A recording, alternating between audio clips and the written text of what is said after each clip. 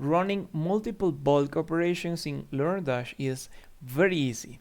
So we have in here in the questions page, we have 50 items per page, and we can see that every question have a different point value, or we have some different values in here, okay? And we also have some different categories for one or the other question. So let's select them all, and in bulk actions, edit, then click apply, and let's set a different value for points.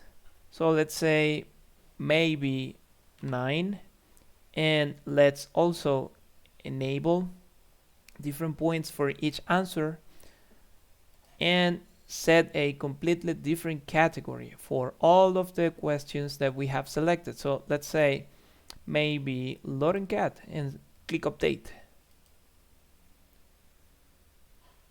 And as you can see now, all of the questions that we had selected now have 9 points assigned to them. We can go all the way down, and you can see all of them are shading the category and also the points. And if we were to open any of these questions, you can see that if we scroll down here, different points for each answer have been enabled.